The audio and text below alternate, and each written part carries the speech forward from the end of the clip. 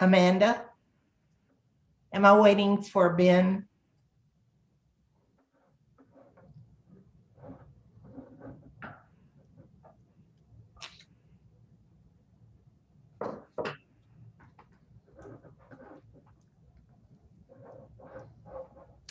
He should be coming on right now.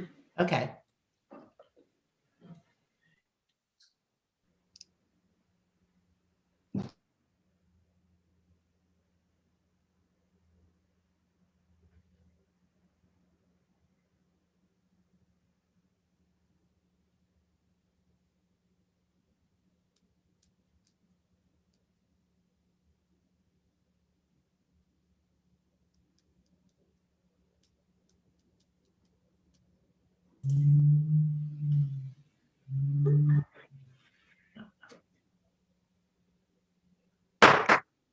Good morning, everyone. I would like to call this meeting of the Sylva Town Board to order. You should have your agenda, and I would like a motion for us to approve the agenda as it's listed. I'll make that motion. Thank you, Mary. We have a motion. All those in favor? Amanda, if you will. Barbara, Yes. Greg, Yes. David, Yes. Ben, Yes. Mary. Yes. Thank you all. Next comes a time for public comment. Is there anyone that wants to speak on something that's not on our agenda? No, ma'am, I don't have anyone. Okay, then we will move on to our reports.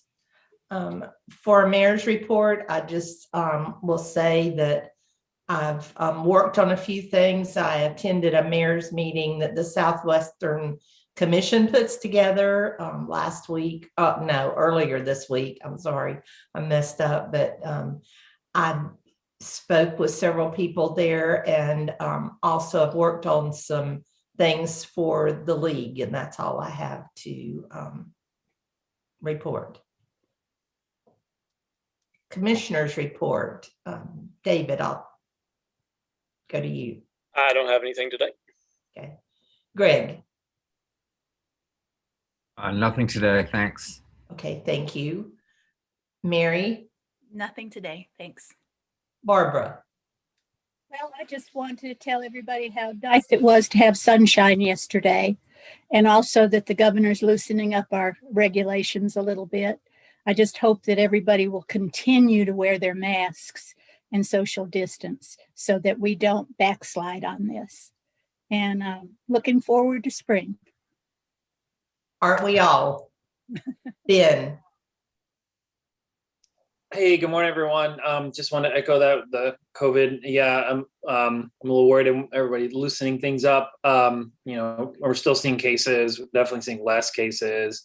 But I saw 4 or 5 cases last night in the ER, and one guy that came in has just been thrown up for 3 days. We're going to bring him in the hospital just because he couldn't keep anything down. And we swab everybody before they come in, and he's positive. So, that's the last thing any of us would have thought. So it's just keep in mind, be real vigilant. The other thing is, I wanted to issue a commissioner's challenge to all of you and to everybody in town. When you're out and about with this nice weather, walking around, if everyone could pick up one piece of trash and pick it up and or recyclable or whatever it is. There's a lot of stuff that's just been collecting over the winter time. Once things start to grow, we're gonna not see it. It'll wind up in the river. So yeah, just when you're out and about, just pick up. You can pick up more, but if everyone just picks up one thing, then I think we can kind of get the town looking a lot better. Thank you, Ben. Next, manager's report page. Do we have? Good morning. I actually don't have a manager's report this morning, but I would like to thank you all for your support this week during my family emergency. And thank you, Amanda, Lynn, Eric, Jake, Chris, and the mayor for attending meetings for me and covering for me. I really appreciate all your support. Thank you. Okay. Thank you, Paige. And hope your situation improves at home and wish Patrick well for us. Next is Public Works. Good morning, everybody. I'm happy to let y'all know that we have a contract with Equinox for our construction documents for phase 1 of the Bridge Park Green Infrastructure improvements. It's been a long time coming, and I'm excited about that. An update with the landslide. Still don't have the Kessel engineering report yet. I do expect that any day now.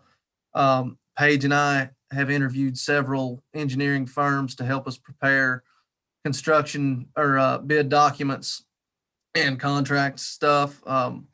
We've talked to a couple different folks at this point, still haven't made a decision, but it's looking like that's a good thing to move forward with on that. I've been working with the police department on some parking issues at Bridge Street. Hopefully that's going to improve. We've had several complaints about that from several different people. Anyway, looking forward to that being less of a problem moving forward. Hope you've noticed around town we've been doing a lot of ditch and right-of-way work. Some of it preventative, some of it reactive due to all the rain that we've had lately. East Silva Circle, Dillsboro Road, we've been cutting a lot of problem trees and cleaning out ditches. A lot of places around town. I've enrolled in a purchasing class put on by the League of Municipalities in April. It's a 4-day seminar, and I think I'm going to learn a lot of valuable things for this upcoming landslide process in that class. So I'm excited about that. If you guys don't have any questions, that's my report today. Thank you.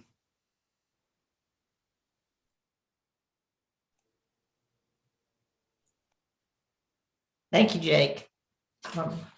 Next, we will move to the Police Department and Chief Hatton. Hey, Mayor, I think David may have had something. I don't want to jump in. Thanks. Jake, can you send out that contract with Equinox so I can look at that? Absolutely. Thanks. Thanks. I'm sorry, David. I was trying to watch a second Zoom over here that I have up in CLM Board of Directors meeting that started at 9, so I apologize. Now, Chief Hatton. Good morning, everybody. Mayor, Board, I hope everybody's doing well. I agree with you. The sunshine is so welcome to me. I don't do well in the fall and winter, so I'm happy to see it coming, finally getting here. So everybody's been so brief this morning. My report will be a little longer than usual, but we'll get through as quick as we can. So just kind of update everybody on some things that are happening here at the police department. We're already completed about 85% of our yearly in-service training, which is great because usually it takes us about all year to get it done. So we've hit it hard and we're getting it done really early this year, which is a good thing. We're currently hiring for 2 officers. We've got 1 applicant in the background investigation phase. So hopefully if everything goes well, we'll have them working soon. And it's taken us several rounds of interviews to find the right person with what we're looking for. But we're working on that. And many of our officers have gotten their second COVID shot now, and that's gone well. And I'm knocking on wood and not by no means we're celebrating that we haven't had any COVID here, but I'm not trying to jinx myself at all or any of us. But so far so good on that front. And Dr. Guinea mentioned litter and trash. A few weeks ago now, we did an article in the Silva Herald about dumping on Rhodes Cove Road. That apparently has been for many years, has been kind of a dump site. Jake's crew and my crew have been working together on that. We did an article on that, and to the best of my knowledge, we haven't had any trash dumped there since then. So that article actually turns out to be really effective. It could have been all the tough talk I did in that article, but I doubt it's probably just the fact that people don't want to get a ticket for that or whatever. So another thing that Dr. Guinea helped us with that I want to mention is DOT raised funds selling the Share the Road license plates. You guys, I'm sure you've all seen those. And using that money, they're providing bicycle helmets for children all across the state. And so, interesting, they said a record 163 agencies applied to participate in that. And And so we're going to be receiving some of those in April. I don't know how many yet, but Dr. Guinea is who called our attention to that. So thank you for that. We appreciate that. That'll be something great. Be good, because the stat that I read about that just recently is that only about half kids wear helmets, but it actually can reduce serious brain injury by 90%. So it's a big deal. So thank you, Dr. Guinea, for that. We've been working with our communication center meetings and lots of phone conversations trying to improve our ability to capture statistics. And we're gaining some ground on that, which is really good, definitely necessary. And also the new speed sign, you guys may have saw that in the paper or heard us talking about it.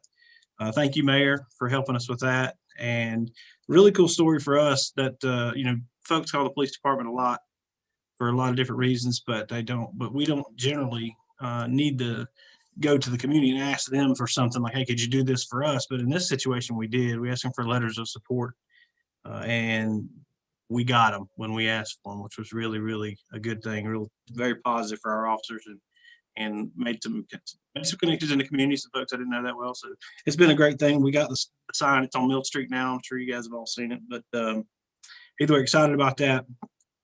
Just to kind of hit the high spots for you, this is just the last 30 days. We've investigated 29 traffic accidents, about 5 health and welfare checks for citizens. We've had an overdose and a death case.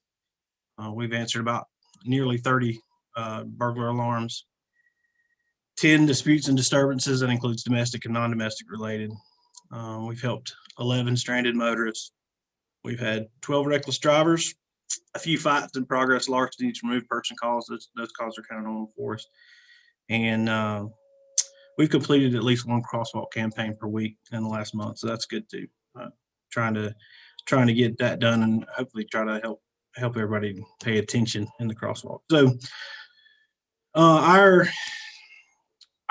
entire department is currently participating in a diversity for law enforcement officers training, which is going to be helpful, I believe.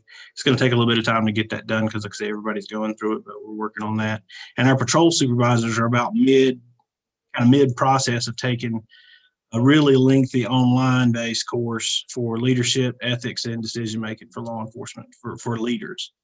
That is really, really crucial to us because our leaders set the pace for everything that happens here. So that's in progress. And we've assisted Jackson County Emergency Management's COVID vaccination distribution site with personnel and equipment. And I got to tell you, if you folks, I don't know how many of you had the chance to see that or not, but it is impressive. And it's an impressive group of people that they've got working there, and the coordination and everything, it's top notch. And I think the sheriff and Todd Dillard and the health department folks are doing a really good job with getting that out there. It's like I say, it's pretty impressive to see how smoothly it flows. And then the last story, we've had some ups and downs here the last little bit, but a story just kind of got to me about one of our officers, and I just want everybody to hear this, to kind of tell you what kind of people we've got working here. One of our this happened I don't know, maybe even a month or 2 months ago now. The story is just kind of getting to me, but one of our patrol sergeants was working, and a young Latino couple came here from out of town. Anyway, they found themselves in Sylva and homeless with no money.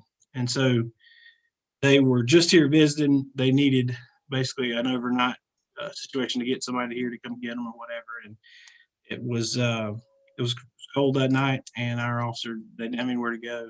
And I found out that one of our patrol supervisors paid for them to have a hotel room out of his own pocket, which is really cool. So that's the kind of folks that we have here, and it really did my heart good to hear that. And so I just want to pass that story on. So lots of this job comes with lots of perks, and one of them is that you get to help folks, and that's what we're here for. That's my report. Unless somebody has any questions. Any questions for the chief? Thank you so much. And please thank all of your staff and officers for all the work that they do. And I think the sign is helping, because I saw some people slow down on Mill Street the other day when they saw what the sign, and I keep wanting to see how many different things it says, like thank you, good job. So, Yeah, the only problem is with those little signs. Sometimes people try to set the record or something on them. They try to speed up just because there's some, but we haven't had very much of that, so I'm glad. thank you, Chief. I can see that sign from my kitchen and it doesn't get old. Awesome. Main Street report. I'm gonna set it up to say, "Hey, Greg." Sorry. Good morning. Good morning. Good morning. The Main Street report, you guys should all have a copy of that in your email, but just to kind of go over some of the things that are in it. We attended a North Carolina Main Street Main to Main Zoom conference over the last month, and we've also sent 9 potential leads to some vacant businesses here on Main Street and Mill Street. We submitted one of our merchants to be the subject of a feature article through the North Carolina Main Street program, so we hope that comes through pretty soon. We had a conference call with the chairperson of the SYLVA Art and Design Committee. They're working on a best sandwich ever competition, so we're looking forward to that getting cranked up. We just got the trophy yesterday, so it's impressive. We sent a mass email to the Main Street, Mill Street district over the last month, and we've just been continuing to update the Facebook page. We had a new business open up on February 10th, Snake Song, in the old location of the Cut Cocktail Lounge. So they're rocking and rolling, and had a big Valentine's Day. I think they sold out of all their flowers that they had for Valentine's Day. We've got some things coming up, the potential opening of the Ilda restaurant and the Lucy and the Rye in March. We have a new business on Mill Street called Subquit Cultural House, and the jam market has been going on the last few weeks, and they're rocking and rolling. And like I mentioned, the sandwich competition's coming up. Just publicity wise, the Silva Herald has been gracious enough to let us do a monthly column in the paper. So it's going to be kind of a combination of the chamber and the Main Street team. We're just going to, it's just a place for us to share upcoming events and good things that are happening on Main Street. So we're very thankful to them for giving us that space. So we had one live, I think it was in last week's paper, and we should do that about the first of every month or so. And we worked, as Chief mentioned, in cooperation with them to write letters of support for the sign. So we're happy to have that out there, and it's great to see when you drive through town. So I'm gonna let Julie take over. You can see in your report that you have a bicycle rack picture. So we wrote a grant for a bicycle rack. There are not any downtown, so hopefully all those kids that are going to wear all those helmets will have a place to park their bike. We hope to hear about that in April, and we'll work with Jake at Public Works if that comes through for the appropriate location for that. Our Ask an Expert or I'm an Expert campaign is going to kick off. This is not the actual sign. I'm showing you a small version, and it's in your email packet. It'll be on dry erase boards so that the expert, whomever it may be, so an example would be like Harry Alter at Harry Alter's Used in New Books. He could fill that in. He could say, ask me, I'm an expert at rare and used books. Or John at End of Maine, Mid-Century Collectibles. So they can make the decision what they're the expert on, and we'll do a campaign around that for them. We've got the sidewalk sale coming up Saturday, rain or shine, that's going to happen. We hope it's sunshine. Looks like right now it's a 60% chance of sunshine, not rain. And we did a billboard. That's got a lot of attention and had people asking about it. And our last thing, Kelly's going to cover. Yes, we're going to, on March the 9th to the 11th, we're going to be attending the North Carolina Main Street Conference. It's the annual conference that they have. So we're looking forward to that and learning as much as we can. So thank you. We're open to questions if anybody has any. David. Yeah, I don't recall seeing the report. I don't know if I got it. Amanda just sent a note. It was to be in Paige's manager's report. We will get that. Oh, okay. All right. Gotcha. Okay. Sorry. It should be attached to that email that I sent you. You should have it now. Okay, I'll check. Thanks. Sorry. Yeah. And I I didn't think apologize about about it. Yes. that. And when I sent your note, I didn't think to send it. So. Okay, no worries. I just- I just didn't know if I got left off of it. Just making sure. No. Gotcha. Thank you. Thank you, Julie and Kelly. And you did have a live boutique last night on Facebook. We That was- did. So 2 of our Main Street merchants are participating in that, Natalie Nicole, and Southern and Sunkist had a technical glitch. So they're going tonight, and Chrismart is also going live. But it's been a nice week for them, and we'll do something a little bit bigger and better next time when we do it. So it was good for them. It was Yes, ma'am. good. Thank you. Next is a planning board report. The planning board didn't meet in February because they're going to meet twice in March, once to review the ordinance update. Withers Ravenel is working on their first draft, and we hope to have that late next week or early the week after, and send that off to the planning board so that they have time to review it before their regular planning board meeting. Thank you for that update. Now we will move on to new business. The first item on our agenda is the fire department, a grant matching fund request. Mike and Mallory, are you there? Yeah, she's here with me. Okay. Yeah, there's a couple of things we need to talk about. One of them is we're going to put in for a state grant, and we're putting in, I think, for $60,000 and some change, and we have to match that. And we have enough money in our capital budget or capital fund to get the money out to do that. And that takes board approval for us to do that. We don't know if we're going to get the grant or not, but we have to be able to get the money if we do. And that's where we're going with that. They won't answer us whether we're going to get it or not down into March. And so we're approaching the board with that part. And what we have to match is, like I said, $60,348 is what we're trying to do, and that's to buy air packs with. All of our air packs, or not all of them, but the biggest part of them are now going out of date. So you need to buy some new ones, and they're mighty expensive. And that's the first part. I don't know if you want to take it 2 different parts or how you want to do it. Let's do 2 different parts. I have a motion, and then we can discuss it. So, Mayor, can I make Yes. one comment? This motion will need to be to approve the fire department to apply for it, and if awarded, to use their capital reserve funds to purchase the air packs. Does anyone want to make that motion as Amanda specified? Mary. I'll be happy to make that motion.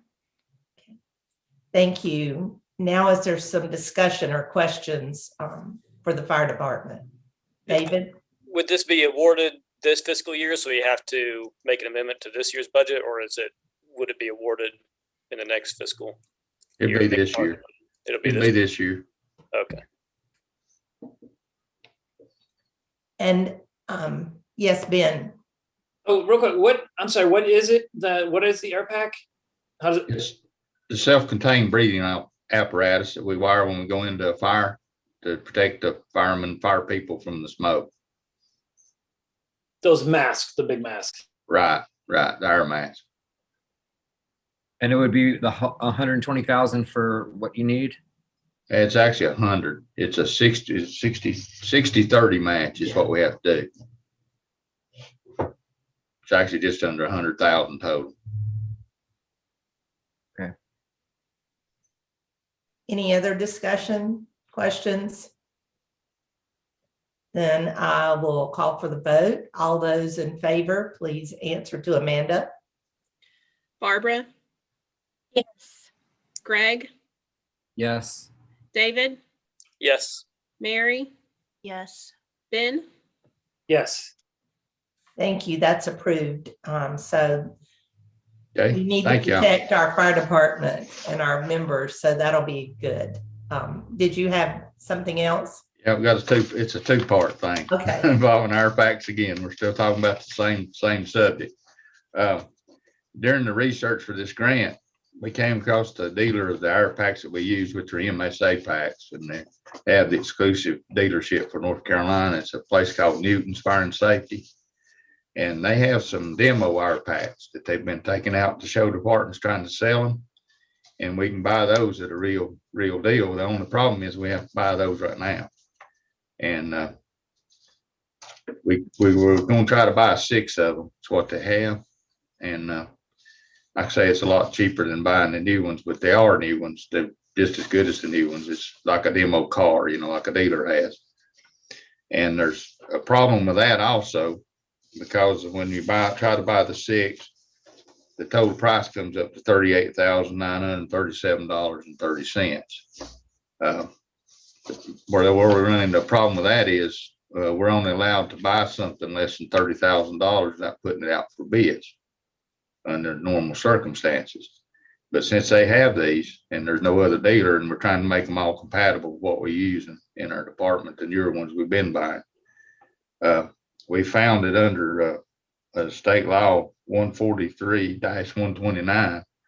There is an exception if you all grant it to us to be able to buy these with just straight out buy them from the company. And it's number 6 under that law. It's talking about where the performance and price competition of product are not available. Like I say, they are the exclusive dealer in the North Carolina. The product is available from only one source, so we feel like that covers it too. And we're basically trying to keep everything the same. And the reason you want to keep them the same is because when you're on the fire scene, you have to change the bottles out to keep people functioning. So you don't want to have 2 or 3 different kinds that you have to keep up with on the scene, because it gets pretty hectic on the fire scene. And so we try to keep everything standard. That's what we did years ago, and that's why they're all out of date altogether, because we bought them all at the same time. So what I'm asking y'all is if y'all will allow us just go ahead and buy 6. Because we have 28 altogether is what we have in the department. And so what I'm asking is y'all give us a waiver to go around the 30,000 bid limit to just go ahead and buy these from this company. We have the money currently in our budget to do that, so we wouldn't be asking for any more money. So. Thank you. And have you checked with our attorney to make sure, have you looked at that, Eric? Is it? No, we haven't taken it to Eric. We did take it to Amanda and Lynn, and I Okay. think Paige also knows about it. Okay. Go ahead, Eric. Yeah, so no, I haven't. This is the first I've heard about it. Okay.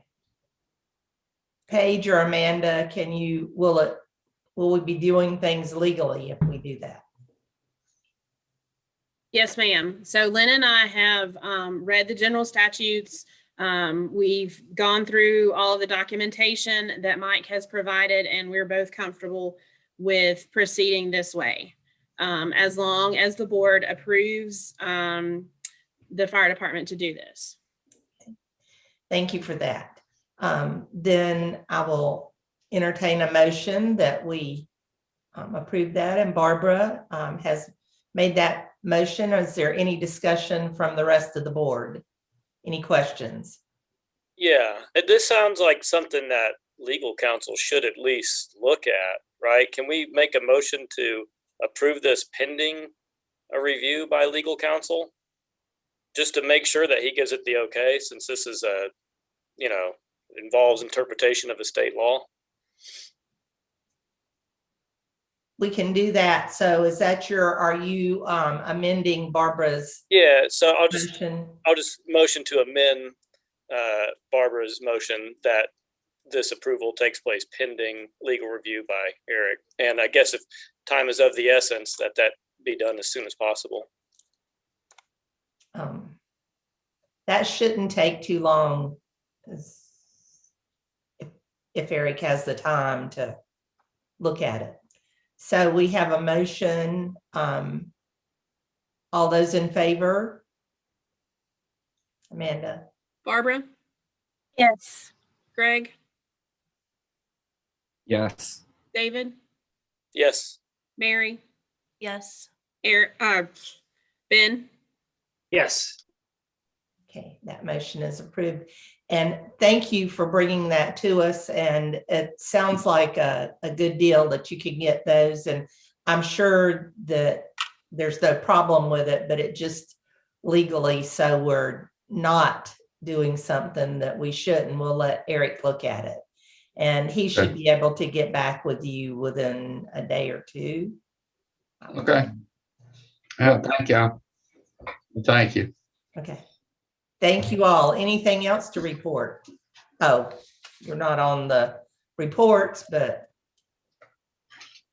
if you have anything we need to know, just No, we've actually, this has been the majority of what we've been doing is this grant and then figuring out how we can get these air packs. The good thing about the demos are there's nothing wrong with them, like you said, but the bottles are on they're 5 years old.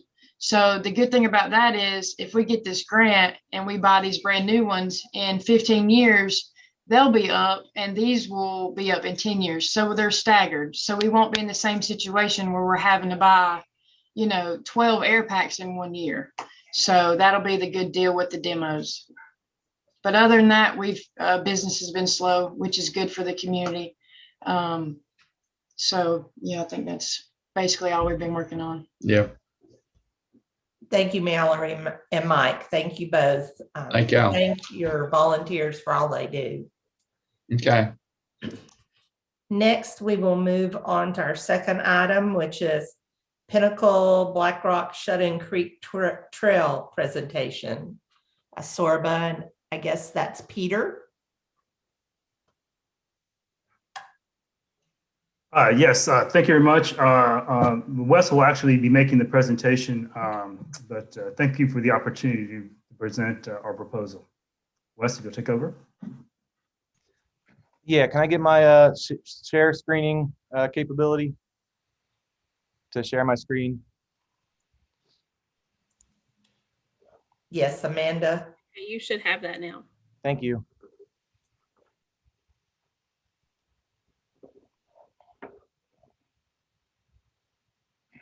And so everyone can see the UTV.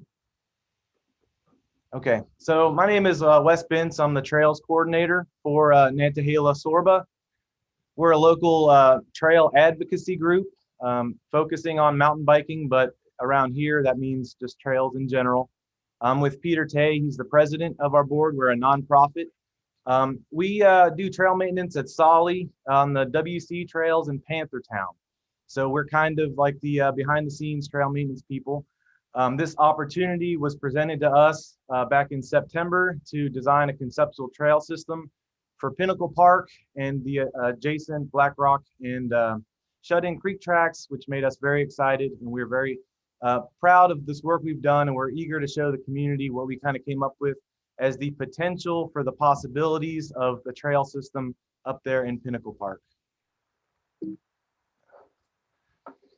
So just to kind of orient everybody into what exactly we're talking about here, the areas in purple on the map, this is the existing Pinnacle Park track.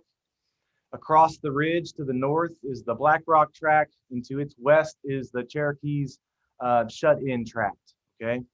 Those three parcels total about 2,000 acres, and they're actually surrounded by, in the most case, federal land. So we've got the Forest Service Dix Creek tract there to the southwest, and then we've got the Nature Conservancy or the Yellowface tract to the east, and then a small tract of in Conservancy for the Southern Appalachian, a Highlands Conservancy there right to the east of the Black Rock tract. We do have a few parcels of private land near there, so we're obviously respecting property boundaries and staying, having a good buffer system away from them. And then this tract here, they shows private, but this one here I read in the paper is in potential conveyance over to Pinnacle Park through the conservation system. So there's a potential there for this piece there to become Pinnacle Park at some point, okay? So at the end of Fisher Creek there, 74 to the south, drive up Fisher Creek Road to the main access point in Pinnacle Park. And then up here where 19 starts heading towards SoCo, you take Old SoCo Road to Black Rock Road, and that gives you access to the Black Rock parcel, okay? So this is divided really geographically by the Plot Balsam Ridge. So half of it is what you would consider accessible from Cherokee, and then the existing half now in Pinnacle Park is accessible here right by the Sylva area. So to come up with the system, we had to think of a vision, like what do we want this trail system to serve? Who do we want it to serve, and how do we want it implemented? So there's a lot of characteristics and user experience thought that we ran through here. And this is kind of what we've determined would be the best vision for the trail system. We're looking for something that would be a significant visitor attraction. So this is to bring people to the community to try out this area, or to stay a little longer to experience these trails, but also as a fitness option for local residents. We've got increased demand on our trails here locally, especially the Greenway and WCU. And so really it's about giving the local residents another opportunity to do something close to home, because we can't all drive an hour to experience a trail. It's just not practical. So it's something that's close and attainable. Another big thing I want to do is try to grow the outdoor recreation community in Jackson County. And so in that, you're going to try to make people that are budding outdoorsmen or outdoor enthusiasts into giving them opportunities to progress their outdoor recreation experiences, so they don't just have a greenway or backcountry in the Smokies. Okay, there's somewhere in between. Because of the nature of the forest system at the top of Pinnacle Park, especially along the ridge, and the topography of Pinnacle Park, which, as everybody should know here, it's very steep terrain. The goal is to build sustainable trails, so they minimizes the impact on the ecosystem, and they also are very low maintenance compared to the trail system that is there now. In the old style of trails, if you've been on any old trails in the Smokies or Pisgah, they weren't designed to be trails to shed rainwater and combat erosion. And the other vision that happened is that it looks like this would be the highest mountain bikeable single track on the East Coast, okay? Currently, that title is held in Virginia, and there's trails here on this property that go up to about 5,800 feet.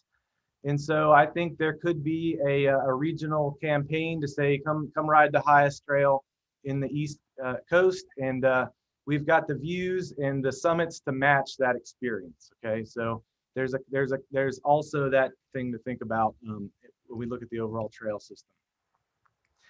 So the trail system, we're going for a multi-use trail design. Okay, so a multi-use trail design is really kind of a general trail design, and it's not specific to any one user group. And so multi-use is not a bike optimized trail. If you've ever been on at Fire Mountain or some of the parts of the WCU trails, they've got things that would be features for people riding bikes, but aren't necessarily fun to hike over. And so this trail system would not have those kind of attributes. It would be basically a sustainable trail system that would be not bike optimized, that would work for dog walkers, runners, families, and mountain bikers. I think it's also worth looking into exploring any potentials on the federal properties to the west and east of this trail system to expand it to even be a larger system that would really be an attraction. And then when we start talking about trails, we start talking about what we call the recreational characteristic setting. And this is where we try to define what the experience for the user is going to be. We determine this trail system to be kind of a front country to back country setting, which means it's a very natural feeling tread. It's got little modification or enhancements, and it's got probably no man-made features. So it's really just kind of cross country, point A to point B, get to the destination trail. The trail itself is very minimally made, something like you would see probably in Pisgah currently. So the recreational characteristic settings, what that really means, we've got a couple things to look at here. The top of the chart, we've got the social aspect of a trail versus the solitude, okay? So that runs from a pump track and a greenway all the way through our different trail areas to straight up wilderness travel, okay? And so for us, what we're kind of looking for is somewhere between a front country experience, which would be like what you would get at Fire Mountain and WCU, and an experience in the Smokies or Pisgah. So the idea there is that near the parking areas, you have better signage, you've got better wayfinding, okay? So people feel more comfortable going out into the woods a few miles from the parking area without getting lost. It'd be great for families, little kids, somebody that's just kind of going out into the woods on their own for the first couple times. So there's just an additional safety net in the front country trail system. It's very similar to if a trail system like in a state park, for example, where there's a lot more signage there than there is in more primitive settings. And then the backcountry characteristic setting would be as you get farther away from the trail system, the signs get less and less because people are a little more comfortable being in the woods, and it gives some of those people a more of a feeling of solitude and being in nature rather than having markers on trees and distance markers and things like that. So this trail system is designed to kind of serve two populations, but also it works well in the progression of somebody's comfortable and aptitudeness for being in the wilderness. So a final note, just to try to understand what multi-use trail design means. Hikers, they can go up very steep grades, they can do tight switchbacks, they can go stairs, they can hop over logs, things like that. They're very off-road friendly. Mountain bikers, in contrast, so hikers are destination oriented. Pinnacle Park works because you go to the summit, you come back to the car. Mountain bikers are trail oriented. They're there for the experience of the trail. Okay, so it's a little different experience. And mountain bike trails typically would have jumps and berms and drops. And those are nothing that other hikers or runners or families want to experience. So those are not really appropriate for other users. So a multi-use trail really falls somewhere in between where it's bikeable, it's got great grades for riding, it's got switchbacks that a bike can handle, but it does not have things like stairs and too tight switchbacks and things like that. So optimally, this trail system here, what we're talking about would be what you would consider something designed almost for a trail runner, where they're moving at faster speeds than a hiker, but that they enjoy the grades and the non-technical nature of a trail system. So our design goals were to lay out some sustainable trails with max grades following modern construction standards of 6 to 10%. Where our goal was to utilize all existing roadbed and trail when possible to reduce excavation and damage to the forest. Another couple challenges we had, we wanted our activities to range from a 1-hour after work dog walk to an epic all-day mountain bike ride. Okay, so it's really got something for everybody in it. And then we had to create a stacked loop system from both sides of the ridge that all interacted together. And so this example on the right here kind of shows what a stacked loop system means. Where closer to the parking area, the trails are wider, they're easier, they're more family and beginner friendly. And as you get farther and farther away from the parking area, they get more and more technical. Be that distance and gain and confidence in the woods all act as a filter, so people aren't right out of the parking lot getting into trails or experiences that they're not quite ready for. So this is a picture of the entire concept laid out for all 3 parcels. So at this time, we're keeping all 3 parcels, treating them as one major unit. So the partnership between SYLVA and Cherokee is really important here to make this trail system function fully. And it's a way for both communities to have a trail system that's greater than the sum of their parts, okay? And so we've determined through site work and a lot of GIS remote work that it looks like you could do about 22 or 23 miles of trail total on the entire 2,000 acres. This is actually a considerably low trail density than what you could normally do with 2,000 acres. And that low trail density is due to the steepness and ruggedness of the existing topography. And so with the addition of the Pinnacle Park existing trail system, and there's some existing road and trail, the stuff in dark gray dotted here already exists. It's old roadbed essentially. The total trail system would be about 35 miles, okay? So at 22 miles, this is a significant amount of single track that would take even advanced riders a full day to try to experience. And so this is in a contrast to the other local trails we have here, WCU and Fire Mountain, which are really like afternoon destinations. This would be a full total day destination, okay? The big challenge here in the Pinnacle Park was to try to soften the climbing grades of the existing trail system there in the park. And so I think we did that. And if you look at the colored dotted lines there, the existing Pinnacle Park trail system is all in this dark gray. And then all of the proposed trails are there in color. And so our goal was to minimize the use of the existing trail system as much as practical. And so the SYLVA can determine their use for that existing road system. And so it really gives you a softer grade to get to the top. And it also gives multiple loop options for people looking for shorter experiences. Okay, so generally we would be looking at a parking area up here in the Black Rock, in the middle of the Black Rock property. Even though the property extends to the north quite a bit, there's nothing really usable there for the trail and to be a hub. So you would actually drive the road all the way up to this nice spot here, and there'd be a gate, and then you would have plenty of trail options at that point. So that trailhead there starts at 4,500 feet, okay? And if you're familiar with the Fisher Creek trailhead, it starts at 3,100 feet.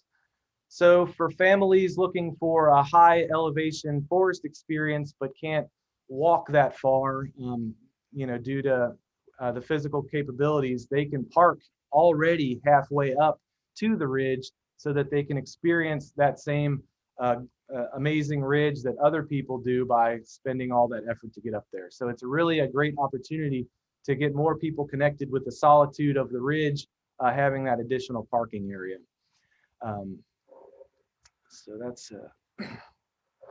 So I mentioned about a stacked loop system. This is just a little diagram to show a couple of maps to show how that actually works, what that means. So on the map to the left there, you see that there's a couple small trails that would be really what you would consider like an hour, hour and a half trail system. And then the image to the right shows how those same trails could connect to be an all-day 23-mile ride. And so the stacked loop system allows users to choose how far they want to go, and they know that they can get back on a loop system and not have to go out the trail and come back the same trail.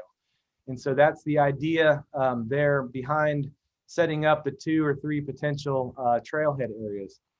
There's also a potential, I didn't write this in the concept plan, but there's a decent laying land up here in the circled area that we could kind of designate a kids skill park or a place where it's more of a nature walk. There's additional space here to put a conveyance trail, but also an additional trail. If a family just has a kid on a balance bike and they just want to do a little half-hour loop and stay out of the main trail system, they could do that. There's a road bed that goes right back to the parking area, so it would be a perfect spot for people and family to get out at 4,500 feet and do some riding that is not such aerobically intense as it is on the Pinnacle Park side. So in general, the northern side is not as steep. The Pinnacle Park side is definitely a steeper terrain.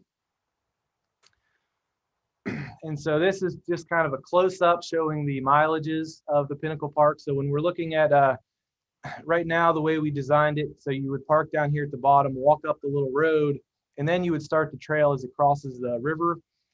We did that so that to maintain the right grades, we didn't get too close to the property there on Stone Ridge. We didn't want the trail system to come, close to their house at all. So, they know it's back there, but it's far enough away. So we started the trails farther up from the property so that as it swung around on contour, it didn't get too close to the private property.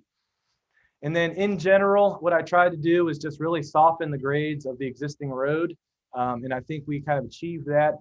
The third goal I had here was to try to make a connection to the ridge on the western side of the property as well, so that people could have a loop system going up to Black Rock Mountain and then back down the other way to take pressure off of of that particular route. And the idea here is really just to kind of spread people out as much as possible. And one of our biggest goals was to try to try to find some way to go around East Fork Trail. If you've been up that, it's an incredibly steep trail that is not quite sustainably designed, so it needs some rehabilitation.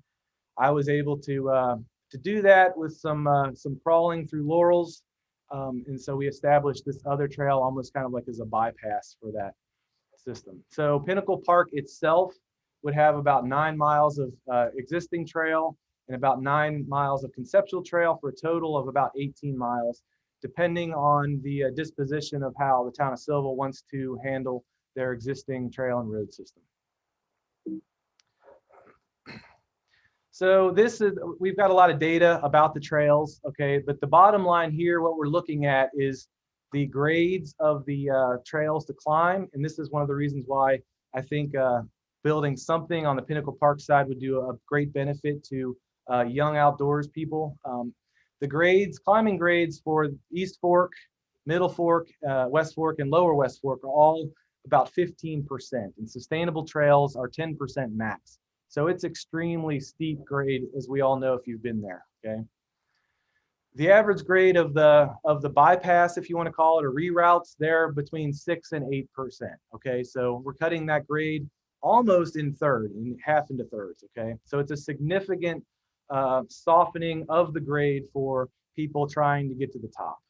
So that's the main thing there. We pulled this data to make sure that our numbers, our start and ending elevations, were in compliance with what's considered a sustainable trail. This is the close-up of shut-in. Right now, there is not an existing trailhead. It's shut in. The property terminates at somebody's backyard, basically. So Black Rock would be the main trailhead at this time for the tribe's property as well. The shut-in trail here, the main features here, we've got two, what I would consider mildly graded elevation great gains. So basically you've got these two trails, this green and the brown one here, don't have the same kind of climbing you have on the Pinnacle Park. So this is another way for people to try to mountain bike in this area without having to just climb straight up and ride straight down a hill. So there's some features over here that would also aid in people's progression towards towards mountain biking. One of the things to note here, this is an existing road bed that goes up to that beautiful house pad up here that was in the first picture of the presentation. That is actually a pretty steep road to ride. So we put in this bypass trail here for users to get to the Black Rock side. So in general, the Black Rock side, the shut-in side, I anticipate to be more mountain bike focused. It's a little more remote and it's easier for families to get to the ridge. The Pinnacle Park side is going to be steeper. The trails are going to be used as fitness for local residents, but also as an access point for people coming in and out of the Sylva community on that side of the ridge. Just a quick grade here. You can see that in shut-in, the road itself is extremely steep, and then the grades here, there's a lot more green than there is on the Pinnacle Park side. Black Rock side is about the same. So all of these trails that we've put in, if you've been to the WCU trail system or Fire Mountain, are very akin to that level of physical effort needed, okay? Some of them are easier, but in general, it's steep property. There's 2,600 feet of change between the parking area and the ridge, and there's just only so many routes you can take to get up there. So it is on the higher end of fitness, but we've built in exceptions for that through the stacked loop system and in designing some trails on the Black Rock side and a little farther up on the Pinnacle side. So one of the concerns, I think, would be the Fisher Creek access and a trailhead that's already pretty busy. How do we cope with that level of an increase in usership without impacting the users of the Fisher Creek Road and the neighborhood there? There's a few ways that and I'm not a civil engineer here, but there's a few access points here that I'd like to just point out. The first, there's a flat area at the top of that, the gated beginning of Fisher Creek that could serve as a potential second lot for people that have, capable vehicles. So there's a potential there for more parking. I'm seeing the people already parking down the sides of the road. Dills Creek, if that acquisition goes through, that's a potential parking area with trails that could easily access this community. Paris Branch is a legacy, what I heard is a legacy access point.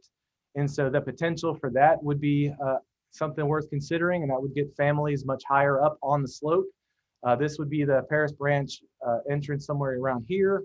And you can see there's already what I would consider easy, or our flow trail system right there at that access point. Water Rock Knob over to the right already exists as an access point. There's a hiking trail that gets you to this point. Black Rock would exist. The roadbed would terminate here, and then you would probably need to put a pad in. The shut-in area would need some work. There's an existing right-of-way to get to it and a road cut, but none of that has been refined. And there is an existing shut-in gap access, and this is something that I personally would probably be using. At about 2 miles from where Forest Road is gated, you can walk and get right to this point right here. So currently the SYLVA side already has 2 decent access points to the system. The Cherokee side would have that one. As a note about increased traffic on single lane roads, I just want to point out that there's places like Waiahutta ORV that is a trail system at the end of a 2-lane road. Bent Creek in Asheville is a great example. Cataloochee Valley in the Smokies, that's the very similar situation, as well as Deep Creek in the Smokies. They're all large trail centers that are accessed by a 2-lane road that primarily go through a neighborhood, okay? So the economic impact of mountain biking, this is a report that came out in 2018. So mountain biking visitors spend an estimated $30 million a year in and around Nantahala and Pisgah forests. The tourism industry supports 366 full-time jobs. WNC residents spend an additional $18 million as a result of mountain biking, and I can affirm that I spend a lot of money on mountain biking. And it's to note that North Carolina is the 6th largest outdoor community in the country, tied with Colorado, with a $28 billion and an economic impact to the state. So all of those factors there are a good reason why bringing a trail system to the SYLVA community would attract visitor and access. This is a part of that same study. What this is mean expenditure per visit by a mountain bike visitor, okay? And so in this case, you can see lodging, food and drink at grocery stores per visit is pretty high. Pisgah is Brevard. Chiowa is Robbinsville area. Tusquity is Jackrabbit, and the Nantahala here is Casher, okay? So SYLVA actually isn't really represented here because we don't have a trail system close enough for them to survey mountain bikers. So this was some work that they did showing that there is an economic impact to bringing in mountain bikers. So I just have a few more slides here. So the 2 things we're looking at is a local impact and then a regional impact. And so the local impact of a trail system like this is to grow our local outdoor community. It's to give community members a place where they can run, they can bike, they can dog walk, they can bird, and they can hike all the same trails all year long, and they'll essentially have new experiences with every single one of those modalities. So it's a really something that won't get old after a couple visits. It's important that families have easy access to amazing high elevation natural trail system with a high parking. And what we would probably do with this trail system to ease maintenance for the town of SYLVA, we would do an Adopt a Trail program where local community groups would adopt that trail, and then they would come out under our supervision and perform the maintenance annually or semi-annually on their section of trail. And so it would build community involvement and ownership into the trail system. And this Adopt a Trail program could also involve school groups and young kids. So there's no reason that couldn't be something to look at. It's difficult to find something in this area. As you can see, that's me with my adopted 8-year-old. To find somewhere that we can go as a family that's not the Greenway or something that's too challenging for a young guy, okay? The regional impact, I think it would create a significant visitor attraction and boost ecotourism to Sylva and Cherokee. This is the kind of trail system that somebody would see on a map and say, I'm going to stay there because I have this right next to it. And that's something that we do, and we go on our travels. We always look for somewhere close that we can spend some time. It's also to start thinking about and growing a different type of visitor base, the mountain bike trail running tourism industry, which could also include events. You know, we already do the Assault on Black Rock there, and we could expand that and have a lot of events and things like that to bring people into the community. This trail system offers a different experience than WCU Fire Mountain and the Smokies. So it's really, it's like a feather in your cap for having another experience to attract another type of user. And then I think it's really important and really powerful when you think about partnering with the EBCI in developing an attraction that kind of works for both communities, serves both communities locally, and it gets Sylva attached to what Cherokee is trying to do with their Fire Mountain and Smoky access, and starts getting Sylva lumped into that that area of regional attraction between Bryson City, Cherokee, and now Sylva. And that's the short of it. I've got there's a concept plan with a lot of detail, including phasing, rehabilitation priority for existing property there, and emergency access routes and things like that. That's also available to anybody who needs it. So does anybody have any questions?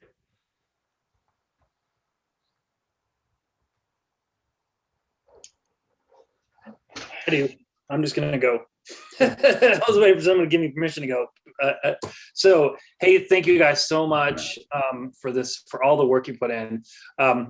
So, Wes, how much time do you think you and Peter put into this whole design concept? How many hours would you say? Well, we've got about 50 or 60 hours on site, and probably about 80 to 100 hours on the mapping. We developed the trail system, and then it has to go to Land and Water for approval. They hold the conservation easement. And so they sent me back some of their National Heritage Program designated areas that actually the trail system affected. So then I had to go back and make some reroutes and changes. So it's probably a 200-hour project at this time to do that much mileage. That's awesome. Thank you again. And can you come on the NHP? What are those a little bit? Just because I saw those on the map as well, and I think David asked you about those. Yeah. So the NHP sites. What happens when it went into conservation easement? The National Natural Heritage Program sent the Western biologist out to identify fragile and rare plant communities on the properties, and so because we brought them in early, we designed the system, we said, how does this look? And then they said, here are the areas that the biologists want you to avoid. It's things like there's a ragwort, there's a type of pink azalea, there's what they call a rich montane seep, which is a rare fragile community. And so all of those things, I got those on the map. They have a trail policy for Land and Water. This is Land and Water's largest project to approve, by the way. They have not had one with 3 different properties and this size. Okay, so this is it was kind of a new one for them as well. And so the policy just says to avoid those areas. So what I did is I put a buffer on those areas and then made sure our trails stayed out of a 50-foot buffer to those places. That's in the concept plan. I didn't address it here in the proposal. And so they're satisfied with that, the way it's written out. So. Awesome, thanks. And I think others are going to have questions. I just wanted to a couple quick comments, and then one last question. Just to keep in, from an economic development, Sylva is just so set up for this, where it's a destination, people that go out and they ride, and then they go down to any of our, local restaurants or breweries and spend time outside. Just a reminder, right around the corner from Town Hall is Motion Maker's Bike Shop, and we've got a bike shop in town, which is still even another plus. Having a big trail system with with a bike shop right there is ideal for people coming to town, because many time I've been someplace and my bike's broken and the whole day's ruined or whatever, because you got to go trek way back to a bike shop, and here you've got motion makers right there. It'll be great for them as well, for their businesses. As far as the trail maintenance, I can just attest how great SYLVA is. Be out somewhere and there's a tree down, and I post it on the Facebook page or text Peter, and within a day it's the tree is gone. And so just everybody who doesn't have experience, they do such a fantastic job. And and I look forward to potential for a race sometime. I think that would be amazing. And just a thought to maybe some shelters, higher up, kind of how at Fire Mountain, there are those little kind of shelter hangout places, just something that those are really nice spots for folks to kind of take a little break and hang out to, especially at the top of the climbs and such. So thanks again. And I'll stop hogging all the time. Yeah, the photo here is actually taken from that house pad on the top of Black Rock, so that would be a perfect place, and it would be a relatively easy place for somebody to picnic if they wanted to bring a backpack with a family, and they could sit there and have that view about 1.5 miles away from their car. So that'd be very wonderful place to be. Thank you, Wes, and thank you, Peter. And I think Greg has a question. Yeah, so just from my experience on the Western Trail, just hiking, walking the dogs there, and a biker comes along, it's kind of a scary experience to almost get run over by a bike. So I'm just wondering, like, what kind of design you're putting into this to ensure that somebody doesn't get run over by a large mountain bike? Yeah, I'll Wes, if you don't mind, I'll take that question. So the stacked trail system, as Wes pointed out, basically is going to be wider when, on the trails which are close to the trailheads, which I think probably a lot of hikers will utilize and things like that. And hopefully we won't have that conflict in the trails close to the trailhead. I think basically once you get farther away from the trailhead, where it becomes much more of a backwoods experience. We are going to probably have user conflict. There is such a thing called trail etiquette, where basically bikers are supposed to yield to other users. Okay, and of course, when two bikers encounter each other, the uphill rider basically gets the trail. I think probably that's something that the IMBA, which is the big national organization for mountain bike trail advocacy, really pushes, is this trail etiquette. I do see basically, especially in WCU trail, a lot of students basically are using it, a lot of novice mountain bikers, and in WCU trail is pretty advanced. I mean, it's pretty steep for a novice guy, and I just don't think maybe they're aware basically of trail etiquette. But if you go anywhere else to a trail system that's well developed, like Salt, you go to Pisgah, you get really back in the backcountry trail experience. You'll basically experience a lot of this trail etiquette that I'm talking about. So maybe we're talking about some sort of like signage that explains that at the beginning of at the trailheads. Absolutely, I've seen signage basically that explain trailheads, like who gets right away in a trail and things like that. So absolutely, yeah, we will actually definitely at the trailheads post trail etiquette signage. Okay, and really it's mostly just common sense. If you're a mountain biker, you have to. It's like I don't know if you ski or snowboard, but the person who's down below you, basically you can't run into them. If you do, it's your fault. Okay, so it's just that etiquette like that. And like I said, mountain bikers generally mountain bikers have to yield to everybody. Okay, and generally the person who's going uphill gets the right of way. And I think Western kind of shows that if you don't have a stacked loop system, you do end up with more conflict right out, because everybody has to be on that same trail, and it's really kind of an out and back. So it does get congested. So we're hoping the stacked loop system would avoid that. And actually, I'm glad you brought that up, Greg, because maybe I'm going to suggest to Sam Miller and Kelly Monte that we should maybe have a trail etiquette sign at the trailheads around WCU, because we do get a lot of novice novice trail users on that trail. Yeah, and people are using that for multi-use.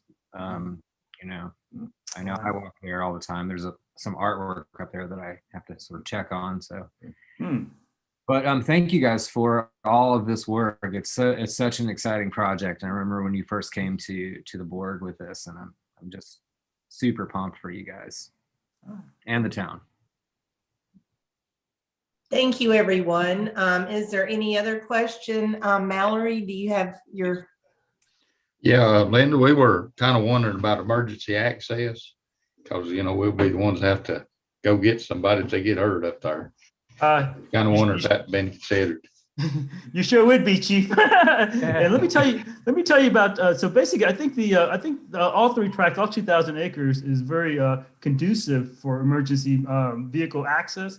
And let me tell you, basically, like we maintain Sully, which you know, has a really incredibly great road system built in to the roughly, I think, 40 miles of trail there, and really, and of course, I do a lot of trail maintenance. I drive in quite a bit, and the farthest I probably have to walk to get a tree is probably half a mile. Okay, just because, you know, the trail system basically parallels a road system, and of course, you saw in the Pinnacle Park and the Black Rock Creek and the Shut-in Creek, there is an existing road system. You know, you think about West Fork, okay, and we kind of built this trail around West Fork, and you know, I mean, I personally wouldn't want to do it.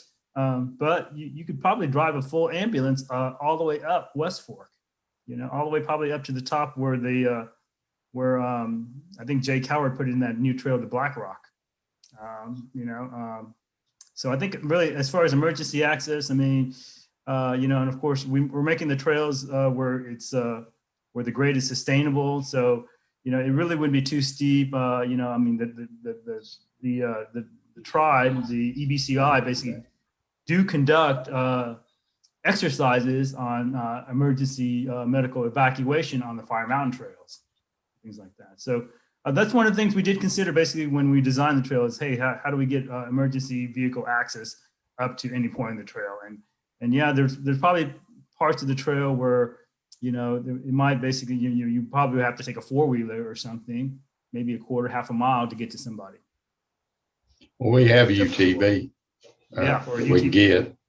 Yeah. Also, that they had a helipad up there. That's what that flat spot is up there on top. Yep. Years ago, we had a helipad. Yeah. We'd have to clear it now. I'm sure it's probably grown up. You know, I actually I walked up there with my wife last weekend from the Dix Creek side, and I got probably within 40 feet below that pad. And it really wasn't too overgrown. I was over there during the summer with Joey Al, who's the secretary of ECBI.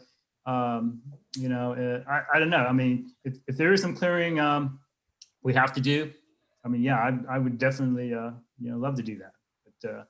But I think right now, as it is, you could probably land a helicopter, a medical helicopter down in there. Yeah, I think you could. We maintain it to the minimum standard that you could land a helicopter on it currently. Okay, great, Jake. Yeah. Sorry, David, I know you had a question. Yeah, I have a few questions. First of all, thanks a lot for the report. That was phenomenal, and I'm very excited about this. I think this would be fantastic for SYLVA. So my first question is with maintenance. Pinnacle Park, as it exists right now, even has sort of outgrown our ability to effectively maintain it. So, you know, can we reliably count on, you know, a volunteer army of trail maintenance to keep this place in shape without having to put an additional burden, you know, on town staff to maintain it? You know, are there some other examples of trail systems successfully maintained by a volunteer fleet that you could point to? Absolutely, David. Well, first of all, one great example is Panthertown. Okay, the board of the Panthertown do a great job basically maintaining that trail system. This is a trail system that's a destination trail where, you know, I mean, the only reason you're going to Panthertown is because you're going to Cancertown. There's no other reason. And they basically have hired basically a trail steward, I think, who's Krista Robb, I think, right now. And she basically maintains and coordinates all the volunteer to do the trail maintenance. I mean, she's adopted an adopted trail program, and I think the Balsam Mountain Runners have taken one section. There's a commercial group which leads hikes into Panthertown, which is basically adopted another section of trails. Of course, we've been working with Krista basically just on logistics too, and coordinating volunteers, getting them tools that they need, coordinating with the Forest Service. So, if you want basically a reference of some sort, you might talk to Krista Robb, who's the current trail system for Panthertown. Another person you might want to talk to is Heath Edmonds, who's the resource specialist for the U.S. Forest Service in the Cheoah district, and he's the one who manages Solly Trail System. So I've been working with Heath in Wes's position about 3 years ago as a trail liaison, and there's several groups that actually maintain the trails at Solly, not just the Nantahala or SOAR, but there was a horseback riding group which also maintains the trail. I think Heath has basically opted to use our organization as the main as the main volunteer trail maintenance, only because, there was some issues with the horseback riders that was potentially very dangerous. For the person and the horse, of course, and just in the general public in general too. So we have to go through basically safety certification. We have to go through, of course, the Forest Service guidelines and things like that. But if you look at Solly, I think Ben basically had mentioned that, right now, if you just send me a message, somehow let me know that there's a tree down, especially in peak season during the spring, summer, and fall. We'll basically organize a volunteer group to go out and basically clear the trail as soon as possible. And generally that means like a day or two and things like that. We do coordinate at least 2 work days with the Solly Area Cyclists, which is another user group. Okay, to basically, I think it's one's in the spring, one is in the fall, to do basically general overall maintenance on the trail system. Okay, so, and of course, Nantahala Area SOAR, but partners with user groups only for insurance purposes, making sure that the Forest Service guidelines are followed, also tools, expertise, just several other things. So again, if you want a reference on trail maintenance that we perform, of course, Heath Edmonds would probably be a good person to go to. Let me know. I'll get you his contact information. I'm sure he'll give me a stellar recommendation. He's like I said, he's gone away from using the horse group from trail maintenance only because, there was an issue where a tree had fallen on a trail which was somewhat remote. The trail was pretty narrow. It was on a steep grade. This person chose, and of course, it's kind of hard to turn your horse around when the trail is that narrow. This person chose to try to walk his horse down the steep grade. The horse slid, the person wasn't on the horse, but he was walking next to the pulled the person down, and the person broke his leg and things like that. There was another incident where one of the horseback riders, and of course I didn't know who they were, I just came upon it, basically tried to saw a tree, or I don't know why, but evidently that person was standing on their horse running a chainsaw. Of course, that's definitely not advised. It's not something the Forest Service will want you to do. Okay, and actually the Forest Service frowned on it. And when I reported to Heath, it just got to be like a safety issue, because basically this tree was partially cut and it was basically hanging over like this on the trail, and it could have basically just blown down, and maybe with somebody underneath it. And of course, I wanted to basically just take down that tree, but my certification doesn't allow me to fell a tree. It only allows me to basically clear fallen trees. All right, so of course I have to report to Heath, and he went out basically, or send a Forest Service, personnel out to clear the tree and things like that. Yeah, just things like that were just ill-advised. If I could just add, if you make the trail to sustainable grades, and it's something that's much more manageable to maintain with hand tools, that West Fork, you can't do anything without a machine basically on the existing Pinnacle system. So that's one of the reasons why it's so difficult to maintain. But the hand-built modern trail stuff, if you've been to Western, that trail is 5 years old and it's still in great shape because of all of the drainage features and things like that they put in there. So yeah, my hope would be that even with the additional miles, when the trails are sustainably built, that we probably spend a lot of our time up there maintaining unsustainable trails, and that's increasing the burden on that, on our maintenance staff to do that. So I won't take up much more time. My last question is just where do we go from here?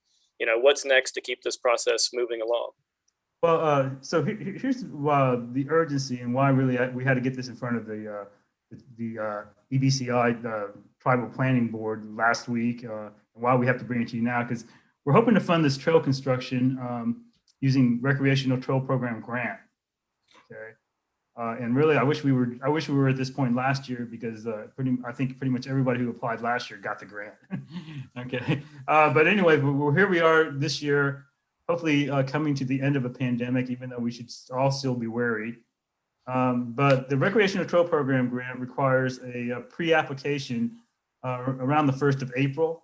Okay, and of course, if they like your pre-application, they'll ask you for a full application, probably midsummer to maybe as late as September, and the award is generally done in November. Okay, so really, I'd like to get, of course, right now I like to get board approval, so I can basically, start thinking about the Recreational Trail Programs grant. Okay, and of course, we're doing this in conjunction with the EBCI. So, I don't know really what the best strategy is. The RTP grant maxes out, I think, at about $250,000 a year. With the trail system that we're looking at, 20 plus miles, steep grade, it could cost, probably minimum, $500,000 to build everything. And that's not including improving the roads. That's not including, trailheads. That's not including signage. Okay, that's just basically to get, a professional trail building company in here, basically, and, clear out the corridor and, put down the tread, make the back slope. And of course, it's all going to be very sustainable. It's all going to shed water like a raincoat. Realistically, this whole project, once it's all said and done, with trailhead signage, things like that, it could be upwards to $1 million. So I'm hoping that the Recreational Program grant will hopefully fund all of it or most of it. I don't know really if we did get approval from the EBCI Planning Council. So the Cherokee guys can basically now, or Joey can now basically start approaching the RTP committee and saying that, hey, we'd like to apply for a grant this year and things like that. And I don't know if we should, if they should apply for a grant, and then let's say we do get approval here at this stage, that SYLVA should also apply a separate grant, of course. And of course, there won't be competing grants, but hopefully they'll be in conjunction. That is basically if one gets awarded, the other one gets awarded. Or maybe the RTP program grant will basically frown on that and says, no, you guys get one grant. So we basically build it $250,000 at a time, okay? Which, gosh, could take up to 4 years to basically build everything, okay? But I have not pursued grant opportunities, only because I didn't want to be presumptuous that we would get approval. Okay, but right now, moving forward, I pretty much just need your approval so I can move forward in trying to secure grant money for the construction costs. I need to ask a question because it's really important to the town. What do you feel it's going to cost the town? Hopefully it's not going to cost the town anything. As far as construction, the initial construction, operational wise, it depends. It depends if you basically put porta johns at the trailheads, and I would suggest it at some of the trailheads that are family oriented. Of course, you're going to have to talk about removing trash from the cans. You're going to have to talk about pumping out those porta johns and things like that. At Solly, where there's really only one trailhead. I think the operating cost at Sully for trash removal and pumping out the porta johns 4 times a year was around $15,000 a year. Okay, of course, I think we could probably try to approach that. Right now, of course, I do a lot of. There's a lot of apps out there right now where users can donate, to the trail system and things like that. Right now, we have a solid geofence, and basically any funds that we get donated from there, I revert that back to the Cheowa district for maintenance. Sully does have basically a $2 per day per user fee, okay? And that's what's basically paying the $15,000 a year. And of course, you could buy also an annual pass for $15 a year, which is what I just bought for my wife and myself yesterday. So there is a day use fee that, the town of Sylva might want to consider to offset some of the operational costs. But as far as construction costs, I had in mind just to do all through RTP grants, okay, which of course requires about a 20% matching, okay? But you can use the cost of the land as part of that matching. You can use volunteer service hours, which is what, Nantahala or Sorba offers. So, there's basically all kinds of in-kind type way of making the matching for the RTP grant. But operational budget, I mean, yeah, like I said, right now, I have in my head, it's only costs $15,000 to remove trash and to pump out the porta johns 4 times a year. But this is a bigger project than Solly, isn't it? No, Solly is 40 miles of trails. Solly basically has all kinds of users: horseback riders, mountain bikers, runners, hunters. Okay, basically in North Carolina, you can hunt pretty much every month except in March. Something is a hunting season around here. So no, it's there. And then of course, one of the conversations I had with Heath, the resource specialist that manages Solly, is user conflict. Okay, and in the 5 years he's been there, he's has no significant user conflict to report. No hunting hiker user conflict, no mountain biker, horseback rider user conflicts, things like that. Solly is managed a little bit different for horses and man, because half the trails is designated for horses one day, and then mountain bikers, and then it switches the following day. I think we have some of that on our properties there at Pinnacle and Black Rock. I'm not sure Mainspring manages it, but I do know that there is some things, and there's also times that hunters can be there. I'm a hunter, and I walked up there, and really at the shut-in gap there is at the border of a North Carolina game lands. Okay, I've walked up the Black Rock Creek Road. Of course, I've walked up the Pinnacle, and I'll tell you what, it's pretty sparse on game, deer, squirrel, and everything. So yeah, I the know terrain's pretty rugged. So I know hunting's allowed on the Black Rock property, and I think not on the Pinnacle side, maybe. But okay, so specifically, what is it? So you're saying you need our approval. You need us to approve this plan, approve for you to apply for grants. What specifically is it that needs approval? Sure. I think first of all, approval of this plan, of course. And of course, keep in mind this plan is tentative. Okay, we basically have tried to follow all the guidelines from the North Carolina Land and Water easement, and also the National Heritage people. So if we can move forward in that, and of course, if we can move forward also in letting me basically pursue a RTP grant for the town of Sylva. I think we would basically be making the first step. But let's keep in mind, once you commit to this, okay, it's like no going back now. You know what I'm saying? Basically, if we do get the RTP grant and you guys basically decide that we don't want to do it, gosh, let me give you an example. In Solly, they just basically redid the right and left loop. There was $30,000 for a bridge, okay, that the trail builder did a reroute where they didn't need the bridge.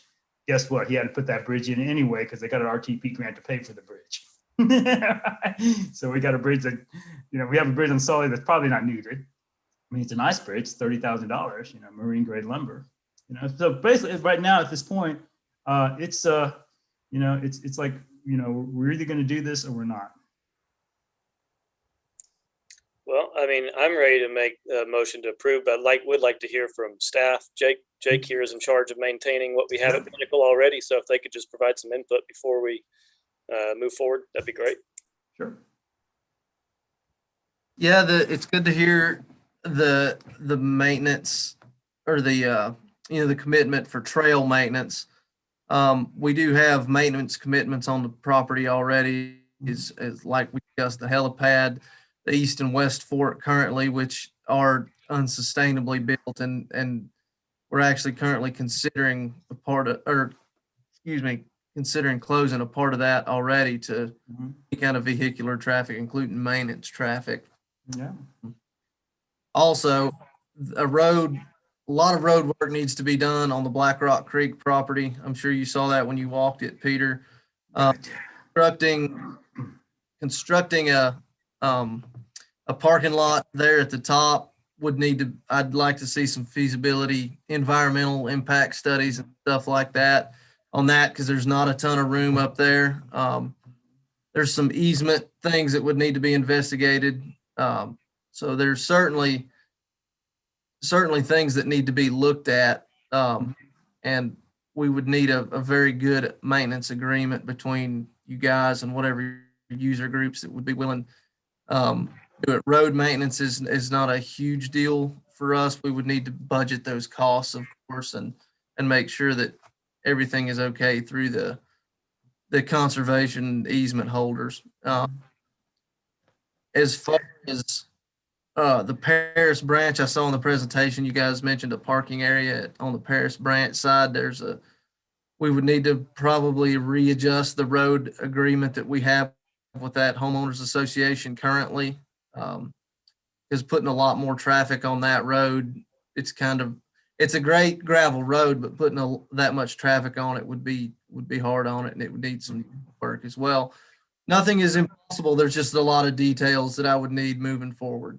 It's Right. on it at this. And also, Jake, like the Black Rock Creek Road, definitely. Gosh, I mean, I was pretty scared when I went up on a UTV, with Joey Howe. So it definitely needs a lot of work. I don't really, when you say at the very top, we're not talking about that 360 view top, because we're not projecting the trailhead would be there. We're projecting the trailhead would be at 4,200 feet. Is that right, Wes? So I think it's like about a mile drive once you get into the Black Rock Creek track.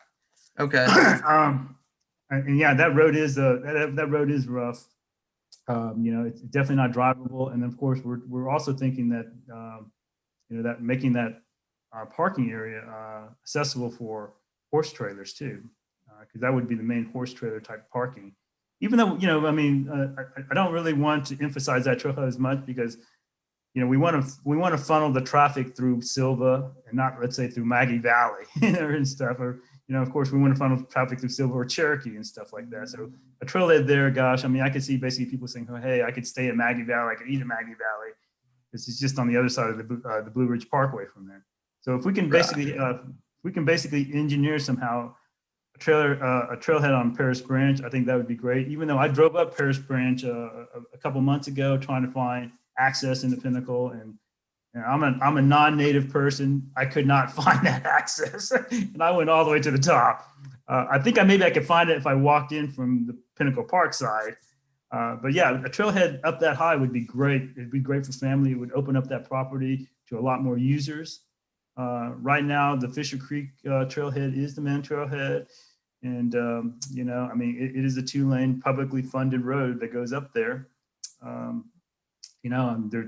wouldn't suggest horse trailer in there. I don't think you could turn a horse trailer around. No. Right now the trailhead with the existing trails is pretty crowded. And every time I go up there, the parking's full. So there's a lot of users going up there. Things like Geographically, just from what I've seen, trailhead on the Paris Branch side makes a lot more sense. Some of the others, it's from a feasibility standpoint. Now there's some road agreement issues that would need to be revisited, but just from the construction standpoint, it would be much easier there than anywhere else. Right. And then also too, if that acquisition on Dills Creek side actually occurs and becomes part of Pinnacle, that terrain, believe it or not, is very palatable for trails, much more palatable than what we're working with right now. And I could basically envision probably a bigger trailhead there, which may accommodate horse trailers and things like that. But of course, I don't want to count on that, because that's not, that hasn't gone through yet. This is just something we read in the paper and that's in the works. But that's promising too. And then of course, on top of Dix Creek, that would be a great backcountry type trailhead. Okay? If you want to basically drive all the way up Dix Creek and park at that gate, and of course you have to cut through like a tree farmland, which I don't know what the agreement with the Forest Service is. I'm hoping to find out soon, but that would be a great backcountry type trailhead. And like I say, these are three trailheads where the traffic would funnel through Sylva. People go up there, they go ride, they enjoy the property. When they come down, it's like, let's get a beer, let's get something to eat. I mean, the closest town is Sylva. Let me just break in here and did you finish your motion, David? No, I have not made a motion yet. Okay.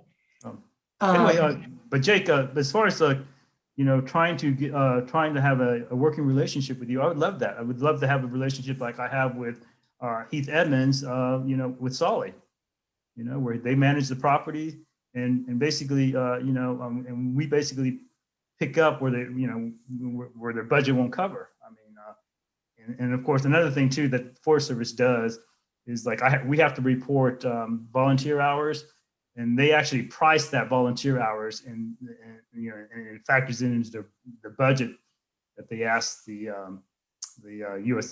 Department of Agriculture for every year. Pending what the board decides here, Peter, let's set up a meeting and discuss that at some point. That'd be great. That'd be great. I just wanted to, oh, sorry. Could I just point out too that, with more, I mean, the whole idea of this too is it's going to bring more people in. And so there's going to be more cost, but there's also going to be more money coming in. Anytime you're going to have growth, you're going to have growth of services too. So they go hand in hand. And I think it's a good thing. Has anybody talked to Jay Coward, gotten his input on this plan? Has he seen the plan? I'm glad you asked that, David, because when I basically had forwarded the plan to Ben to release to you all, I also forwarded to Jay Coward to try to get his input.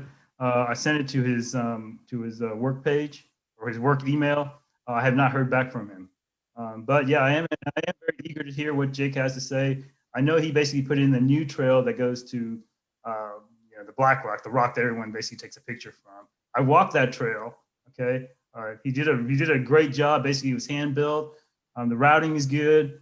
There's a few issues on drainage and things like that. But for a hand built trail, I mean, it's great. It probably took him a week if he had 10 people.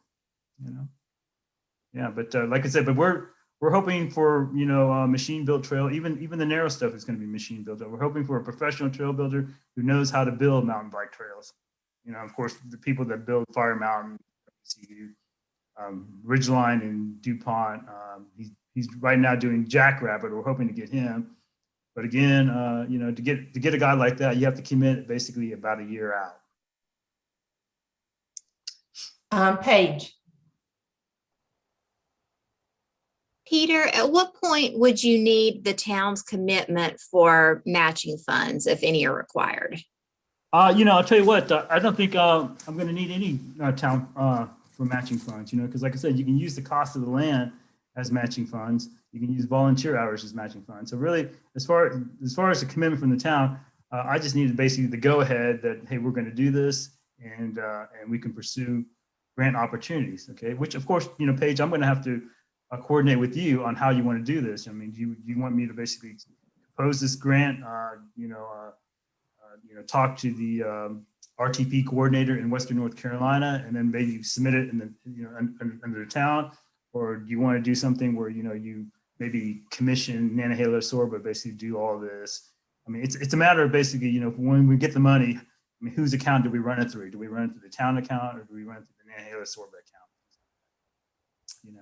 If you decide basically you want to run it through the Nantahala Sorba account, of course, I will provide absolute transparency where every penny of that money goes. The other thing I'm thinking about is with the Paris branch access. When we talked with JP Gannon about this, I think in 2015, the Homeowners Association was very opposed to sharing the road. I mean, I'm not sure if things have changed or not. That's just a hurdle I anticipate. Something that would need to be worked out. Yeah, I have not even talked to any of the people in the HOA. I think when I drove up there was a Paris Branch HOA that owned that road. If that access even goes up that high, so yeah, I don't know. I mean, Paris Branch access was one of those trailheads that was brought up. Like I said, when I drove up there, couldn't find the road that leads into Pinnacle Park. Right now the existing trailhead is Fisher Creek, okay, which is definitely, I mean, really, even if we don't put in any more trails in there, I mean, you all need to expand that parking area anyway, so, because it's getting a lot of use. But we're in this situation here, I mean, we can probably, I mean, first of all, the Black Rock Creek trailhead is probably something that's, something that should be done. Of course, the downside to that is, you're gonna lose some people to Maggie Valley. Okay. The Shut-in Creek trailhead, of course, that's gonna funnel through Cherokee, and I'm sure Joey Howard, ECBI, is gonna push that, except that there's actually a part that leads into Shut-in that's actually private property that they're gonna have to negotiate with Coronado. So they're facing the same issues that you guys are basically with Paris Branch. But also, I mean, Paris Branch wasn't even mentioned in the actual report, just in your presentation today. So it's not like we're committing to needing to develop that as a trailhead. Yeah, like I said, I just don't really know what the feel with the people of Paris Branch is. I don't want to get into the legalities of it. Right. I definitely don't want to presume that, hey, we could put a trailhead there. Right. It's probably not feasible for initial trail development. It just seems like maybe a long way down the road. Yep. If it becomes necessary, that might be an option we could explore. As for the grant, like who the grant money would pass through, my guess is that would be highly dependent on how you choose to apply for it, like as one big block with, EBCI included or sort of a separate grants. I'm not really sure, but I guess that's just something, I mean, that's a detail I feel like you and staff can work out. So, I mean, I'll make a motion that we adopt this report as sort of our intention moving forward with the park, and that we authorize the town of Sylva and SYLVA to apply for grant monies to implement. Thank you. I wonder if you should amend that so that it says with the approval of the conservation entities, because I'm not sure. I know Mainspring and the North Carolina Conservation Trust, the Clean Water, they may have some want some input also. We got it cleared with them, didn't we, Wes? So so our plan has been cleared with them, but they are waiting to hear back from I believe from SYLVA and Cherokee about maintenance and horse access. So it sounds like it's 90% already approved. The concept plan already went through their vetting, and so they're just waiting to hear from somebody besides me about a few details on it.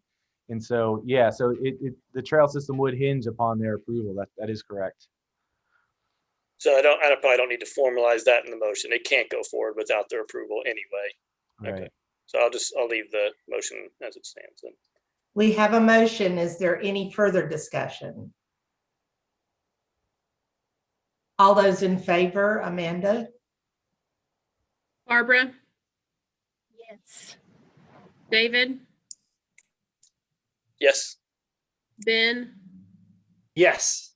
Greg, Yes. Mary. Yes. Thank you. The motion is approved, and thank you both for your presentation and all of the work so far that you've done on this. It's looks like a lot of work. And yes, and like I said, we could also count that as the matching part of any grants that we approach. And so, question, Peter. So is that it, or do you need another motion to pursue the grants as well, or does this cover everything? I would think the last vote would encompass everything since we're moving forward. And I did propose that we cover the construction costs with by pursuing grant money. I'll probably try to reach out to Paige here in the next week or so and talk about how you want to structure the grant. How do you want to basically work on the logistics of do you want basically SYLVA to manage the money? There is the EBCI part too, and how basically they feel about how the money is going to get managed and how the construction is going. But again, we can do this offline. I don't need to take up any more board time.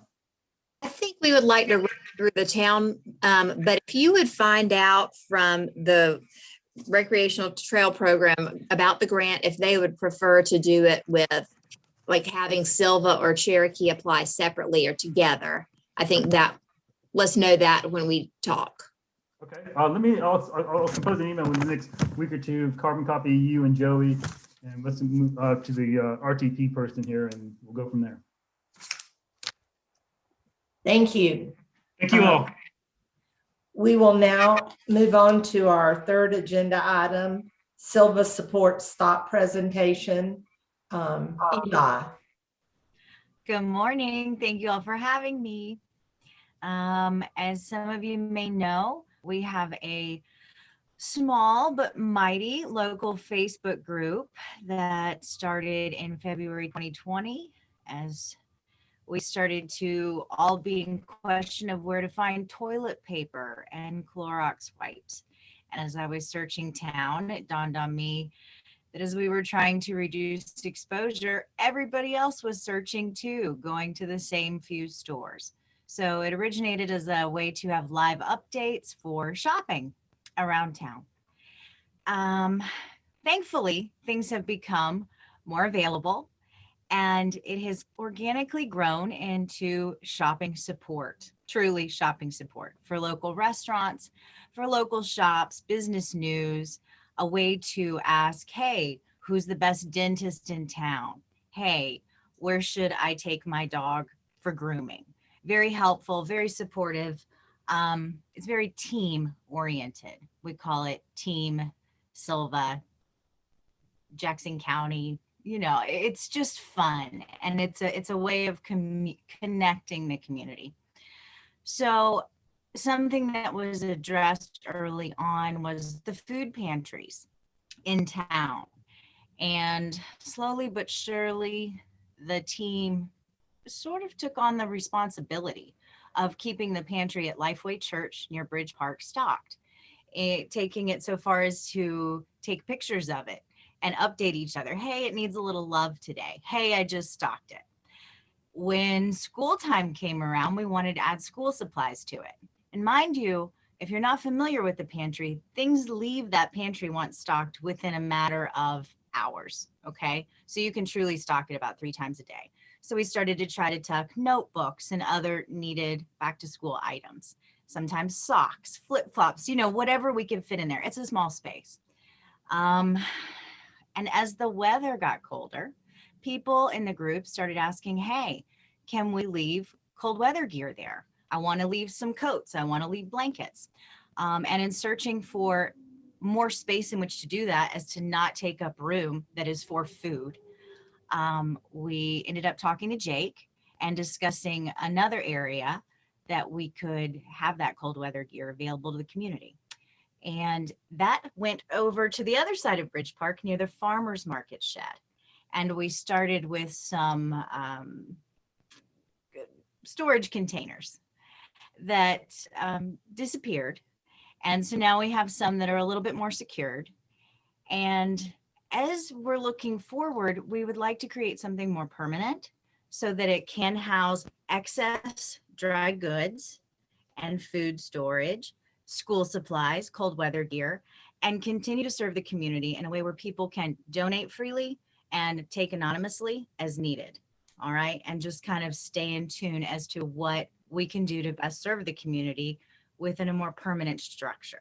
So today we're asking if we can create this structure on town-owned land, hopefully right there in Bridge Park. And Aaron Adams, my dear friend, who is a professor and program director of interior design at Western Carolina University, has actually created a design for us. The design was to keep in mind, not too big and not too small and easily accessible.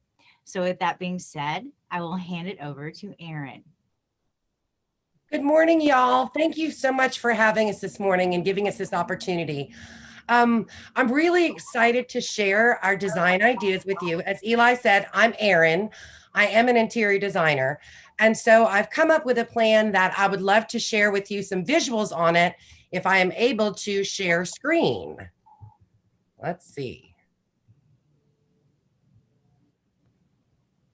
Okay, you guys should be able to see my screen.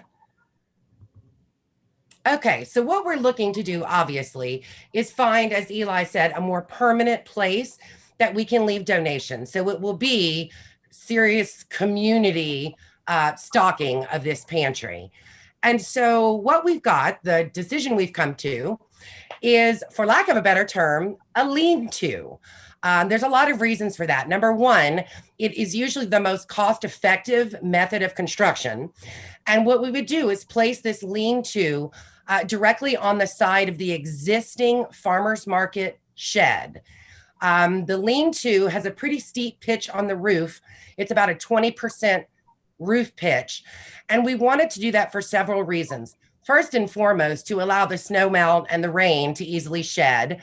And you'll notice it will also allow for watershed to water the planter box that you can see here in the picture. And it also keeps in mind safety and liability for the town, in that with a 20% roof pitch, no one would be able to sit on top of it or stand on top of it for anything like that. You know, when the concerts on the creek get a little bit rowdy, nobody would actually be able to stand up there. So that was sort of the main reason for us doing the whole lean-to idea. You can see that it's got an overhang of 1 foot on 3 sides, but on the back side where it leans up against the shed, it will abut right up against the farmer's market shed. So we were able to make sure the watershed is not going to get down into the foundation of it or anything like that. So I tell you what, I will give you guys a quick little tour of what our mighty donation station looks like.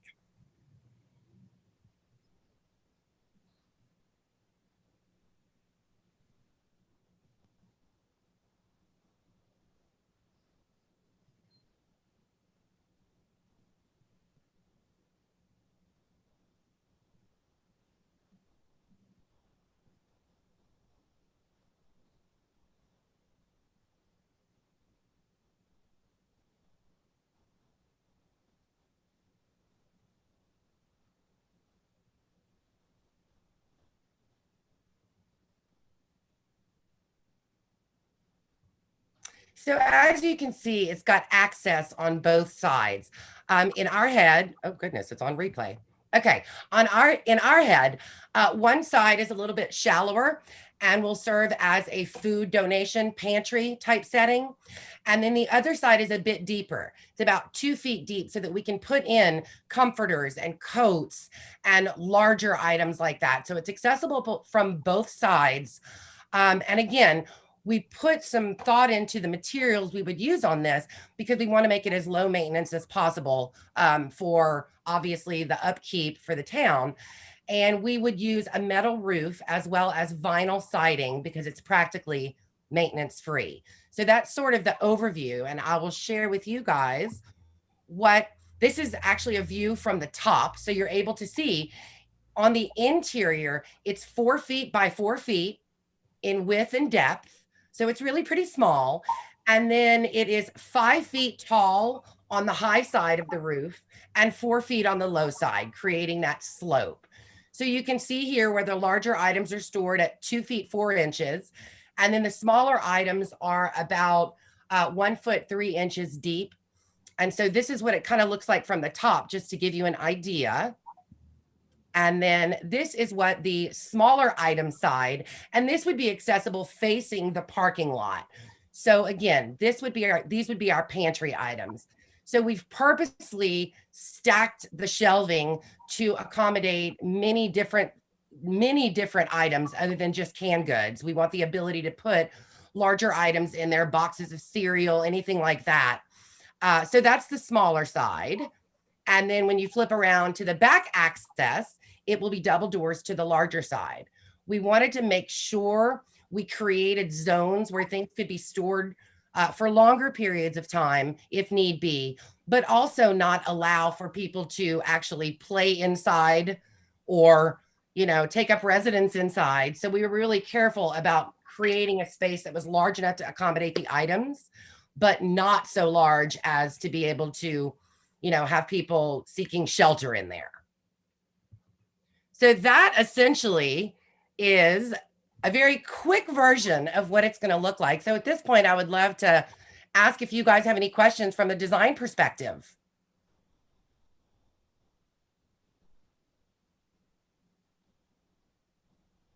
Does anybody have questions?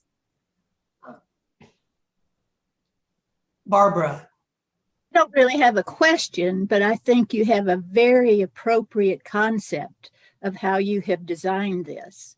And I've been cleaning my cabinets out, and I've been wondering where I could take things that are still in date that I just have too much here. And I think I'll be so happy to see that I have a place that's convenient for me to come and donate all types of things. And I love the design. Thank you, Barbara. That makes me very happy to hear. And we will look forward to donations, obviously. Greg?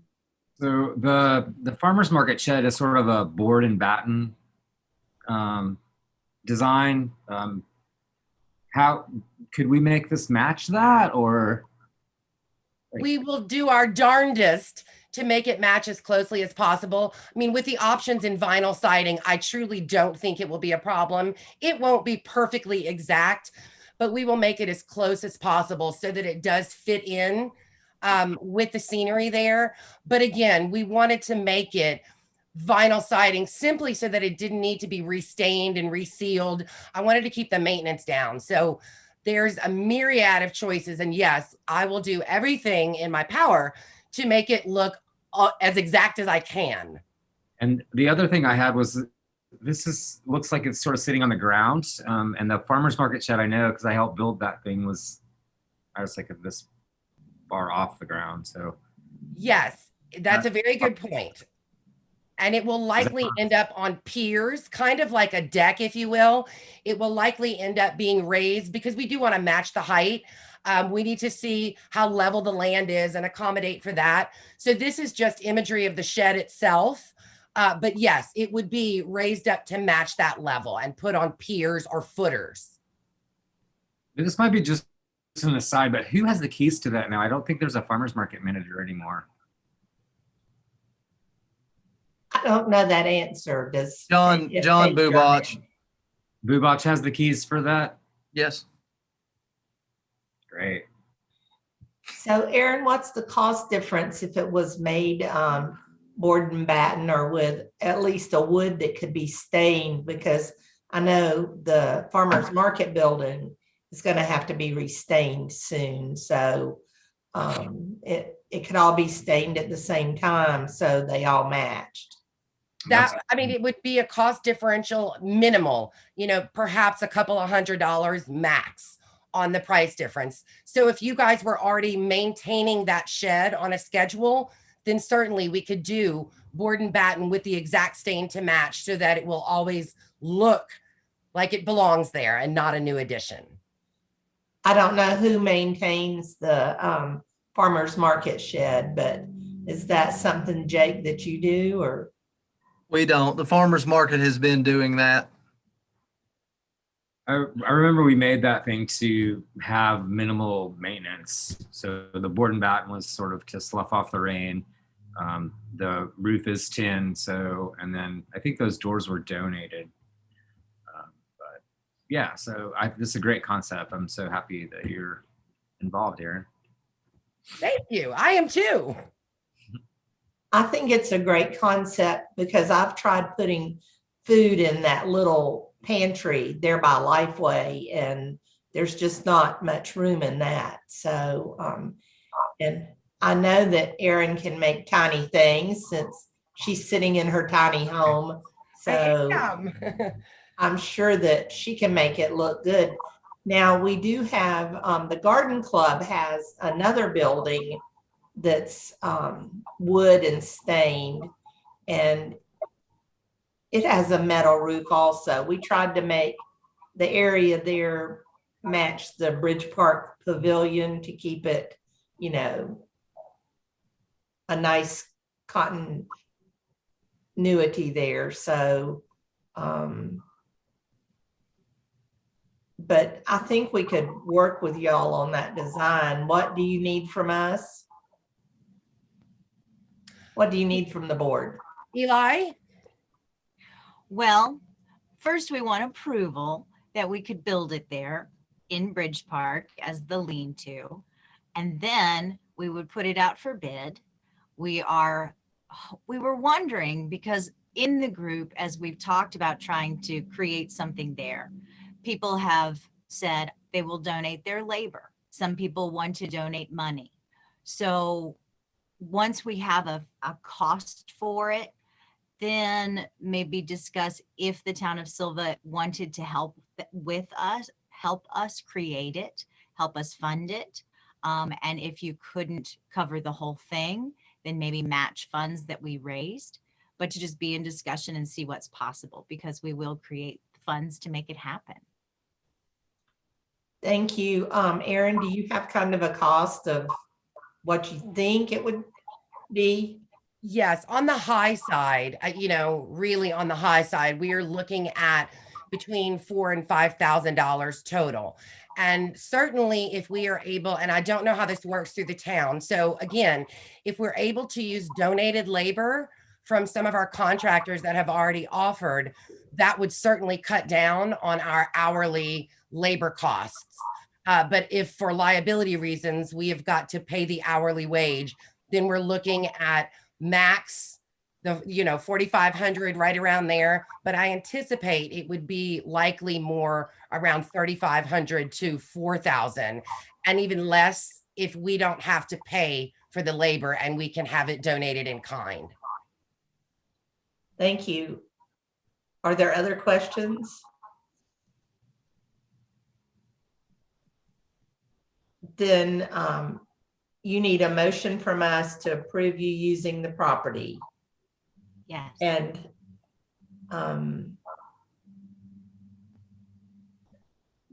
possibly matching. Mary. I'll be happy to make the motion that we approve the structure going on our property and explore matching should that arise. Thank you. Is that how to say it in a motion? Okay. Okay. I predict that can be built much more cheaply than that. I appreciate the high estimate, but it's doing what I do. Well, that can be done for a lot cheaper. Thank you. Any other discussion? So just to be clear, so we're approving the design, and you can kind of, once you get approval, see what you can raise and come back to us, and we'll discuss, I guess, how to make up if there's any lack of funds. Is that would be great. What you're suggesting, Mary? Okay. Okay, so we have one more question, sorry. And is this is like a permanent kind of thing? Or we're gonna have to reapprove this at some point in time? Or, sounds fine to me to make it understood that it's a permanent thing as long as the structure is there. The hope is that it's permanent and continues to serve the community. Come school time, I'd like full backpacks in there, all sorts of ways to let it morph and serve our town for years to come. So we have a motion. All those in favor, if Amanda will take a poll. Barbara? Yes. David? Yes. Greg? Yes. Ben? Yes. Mary? Yes. The motion is approved, and thank you very much for coming and presenting this to us. I think it will be a great addition to help people in our community. Thank you all for having us. Thank you you very much. Next item on our agenda is to schedule a Board of Adjustment meeting on April 1st, 2021 at 5 p.m. Paige, Can I make that motion?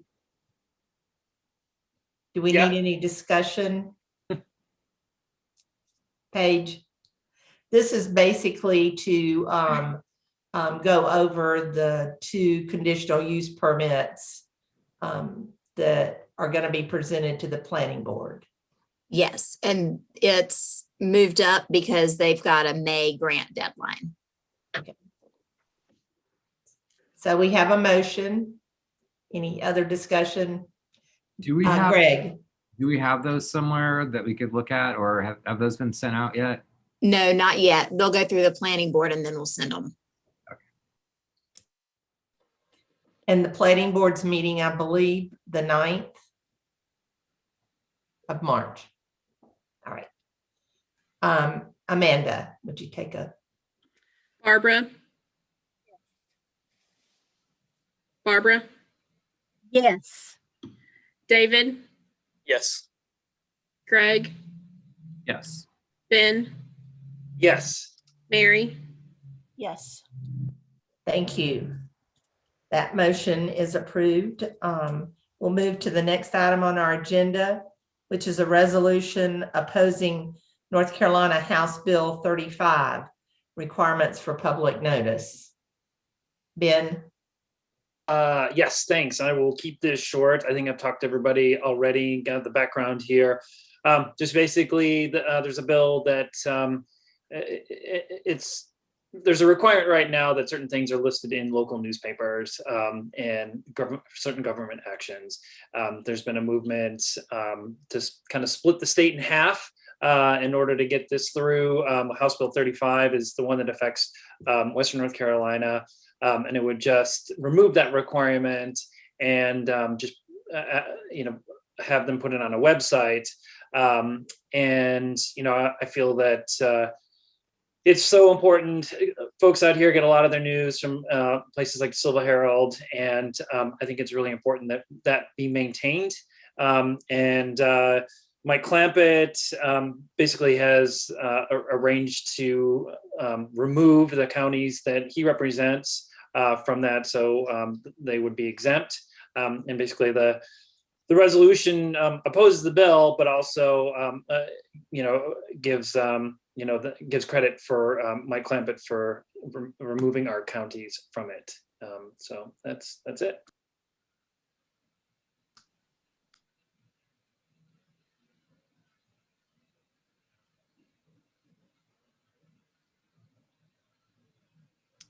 Oh, I can't hear you, Linda. So you want me to make a motion to approve it unless there's some discussion, or? Yes, if you could make the motion, then we can discuss it. Okay, I make the motion that we approve this resolution. All right, we have a motion. Is there discussion? Yes. So I have a concern with this. I'm a little confused. I don't think we can both support Mike Clampett and oppose HB 35. So to be clear, Mike Clampett does not oppose NC House Bill 35. He's probably going to vote for it. He just wants to have our counties removed from the bill. He wants to amend it. And so I think what we need to decide here is if we want to pass a resolution opposing House Bill 35 because we believe in strong local press, or if we want to support Mike Clampett. I really don't feel like we can do both here. And I would suggest that we strike the last whereas, which is NC Representative Mike Clampett understands, as we do, the importance of an informed public, and have the final thing just read, now therefore be resolved, the town of Sylva opposes NC House Bill 35. I don't see any reason to tie this to a politician and be political with it. I think we should just oppose House Bill 35. all right, and I will state, I mentioned this to Ben, but last week the committee amended that House bill, and it does not include any of our counties. Haywood, Swain, or Jackson are not in that. And that was by request of Mike Clampett, and that's why I wanted just to, because for at least his district, which we are in, he does recognize the importance of it. Otherwise, I don't think he would do it. That's kind of why. That's what that's referring to in that last whereas, that he basically understands where we live, and this is why town of Sylva is doing this, because it's our local press that we're really talking about. And so he did make an effort to preserve the law as is in Sylva. So Ben, would you amend your motion to say what David did, or do you want us to? I mean, sorry to interrupt. You go ahead and finish. To strike any reference to a legislator, just to say we oppose it? That's fine, I guess. I mean, that's not the number one thing. It's just, I'm kind of trying to give some credit where I think some credit is due. Right, but we're going to pass a resolution opposing NC House Bill 35 and thank someone who's going to vote for House Bill 35. I mean, I understand he removed our counties from it, right? But like the point of, I think, of opposing this is to look out not just for our community, but just for, freedom of local press in general, right? So, I mean, I'm going to vote for it either way, but I guess what I would do is I would like to make a motion that we strike, or they can make a motion to amend the resolution and that we strike the last whereas and change the now therefore be it resolved to end at HB 35. Okay, so we have two motions, Amanda. So we vote on the first one first. Yes, I think Barbara had her hand up. Okay, Barbara. I agree with David. I think we can personally thank Mike Clampett, but I don't think we should tie I'm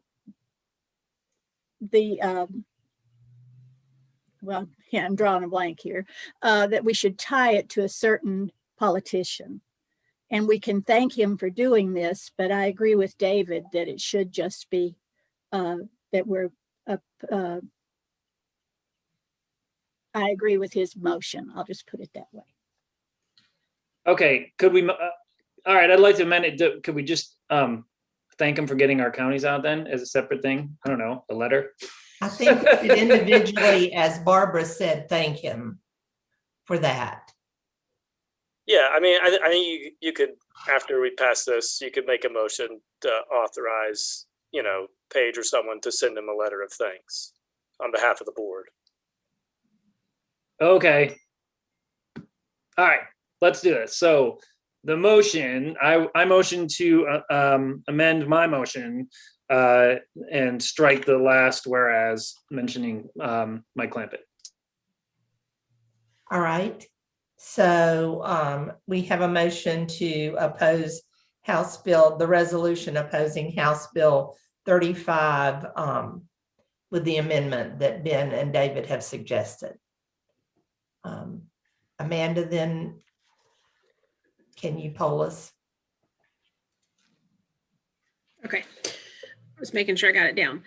Barbara? Yes. David? Yes. Greg? Yes. Ben? Yes. Mary? Yes. All right. That is approved. So Amanda, you will make those changes to the resolution.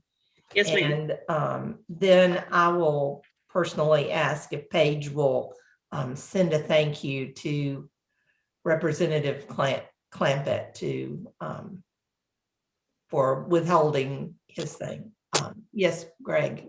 An individual letter from those who want to send it might be a better representation of your sentiments. Okay. Appreciation. So if all of the commissioners that wish to thank Representative Clampett, we can get you his address if you don't have it. So thank you.